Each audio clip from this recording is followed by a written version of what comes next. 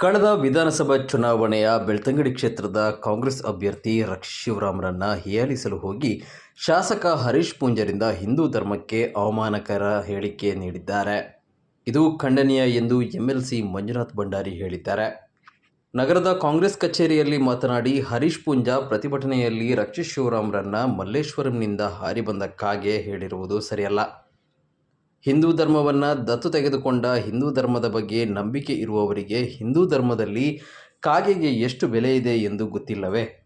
ನಮ್ಮ ಪೂರ್ವಜರಿಗೆ ಸದ್ಗತಿ ಸಿಕ್ಕಿದೆಯೋ ಇಲ್ಲವೋ ಎಂಬುದನ್ನು ನೋಡಲು ಎಡೆಯನ್ನು ಕಾಗೆಗೆ ಇಡಲಾಗುತ್ತದೆ.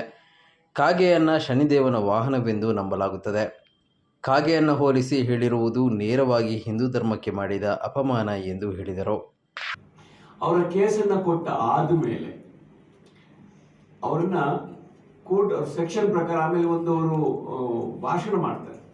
ಅವತ್ತು ಎಲ್ಲಿ ಅಂತ ಹೇಳಿದ್ರೆ ಅವರ ಆಡಳಿತ ಸೌಧ, ಅವರ ತಹಶೀಲ್ದಾರ್ ಆಫೀಸ್ ಮುಂದ್ಗಡೆ ಒಂದು ಸ್ಟಿಕ್ಕರ್ ಅಂಟಿಸ್ಲಿಕ್ಕೆ ಹೋಗ್ತಾ ಇದ್ದು, ಕಾಂಗ್ರೆಸ್ಸಿನ ಕಚೇರಿ ತರ ಅವರನ್ನ ಸ್ಟಿಕ್ಕರ್ ಇರಲಿ ಬಾಯಿಗೆ ಬಂದಂಗೆ ಮಾತಾಡ್ತಾರೆ. ಅವರು ಅಧಿಕಾರಿಗಳ ಬಗ್ಗೆ ಮಾತಾಡಿದ್ದಾರೆ, ಅಲ್ಲಿ ಶಾಸಕನ ಬಗ್ಗೆ ಅಲ್ಲ. ನಮ್ಮೊಬ್ಬ ಕಾಂಗ್ರೆಸ್ ಪಕ್ಷದ ಕಳೆದ ಚುನಾವಣೆಯಲ್ಲಿ ಸ್ಪರ್ಧೆ ಮಾಡಿದ ರಕ್ಷಿತ್ ಶಿವರಾಮ್ ಅವರ ಬಗ್ಗೆ ಮಾತಾಡಿ ಅವರು ಕಾಗೆಗೆ ಹೋಲಿಸ್ತಾರೆ.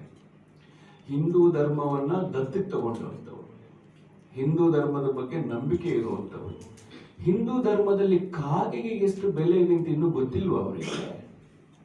ಕಾಗೆಗೆ ನಾವು ಎಷ್ಟು ಇವತ್ತು ಹಿಂದೂಗಳು, ಹಿಂದೂ ಧರ್ಮದವರು, ನಾವು ಯಾರಾದ್ರೂ ನಮ್ಮ ಪೂರ್ವಜಿಕರು ಸತ್ತವರಿಗೆ ಸದ್ಗತಿ ಸಿಗಬೇಕು ಅಂತ ಹೇಳಿದ್ರೆ ಕಾಗೆಗೆ ಇಟ್ಟು ನಾವು ಕರೆದು ಆ ಸದ್ಗತಿ ಸಿಕ್ಕಿದೆಯೋ ಇಲ್ಲೋ ಅನ್ನೋದನ್ನ ಇವತ್ತೇನಾದ್ರೂ ಪರೀಕ್ಷೆ ಮಾಡೋದಾಗಿದ್ರೆ ಆ ಕಾಗೆ ಮೂಲಕ ಮಾಡ್ಕೊಂಡು ಬಂದಂತ ಒಂದು ಧರ್ಮದಲ್ಲಿ ಇರುವಂತವ್ರು ಇವರು ಇವತ್ತು ಅವ್ರ ಬಗ್ಗೆ ಮಾತಾಡ್ತಾ ಇದ್ದಾರೆ, ಅದು ಕಾಗೆಗೆ ಹೋಲಿಸ್ಕೊಂಡು ಮಾತಾಡ್ತಾ ಇದ್ದಾರೆ. ನಾನು ರಕ್ಷಿತ್ ಶಿವರಾಮನ್ನ ಇಲ್ಲಿಂದ ಮಲ್ಲೇಶ್ವರಮಿಂದ ಬಂದಿದ್ದವರು, ನಾನು ರಕ್ಷಿತ್ ಶಿವರಾಮ್ ಅವರ ಒಂದು ಅವರ ಎಲ್ಲಿದ್ದಪ್ಪ ನೋಡೋಣ ಅಂತ ಹೇಳಿದ್ರೆ, ರಕ್ಷಿತ್ ಶಿವರಾಮ್ ಅವರು ಹುಟ್ಟಿದ್ದೇ ಬೆಳ್ತಂಗಡಿಯಲ್ಲಿ. ಅವರ ಮಾವ ಮಿತ್ರ ಹೇರಾಜೆ ಅಲ್ಲಿಯ ಪೊಲೀಸ್ ಆಫೀಸರ್ ಆದಂಥವ್ರು, ಅವರ ತಾಯಿ ಮನೆ.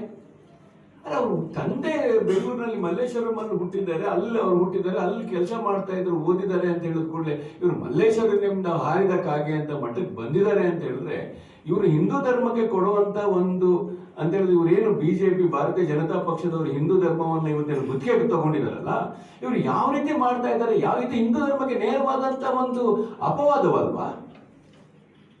ಹಿಂದೂ ಧರ್ಮವನ್ನು ಇವರು ನಿಂದನೆ ಮಾಡಿದಲ್ವಾ? ಹಾಗಾದ್ರೆ ಕಾಗೆ ಹೋಲಿಸಿದ್ದಾರೆ ಅಂತ ಹೇಳಿದ್ರೆ, ನಾವೆಲ್ಲ ಹಿಂದೂಗಳಲ್ಲಲ್ವಾ? ನಾವೇನು ಕಾಗೆಯನ್ನ ಪೂಜೆ ಮಾಡೋದಿಲ್ವಾ?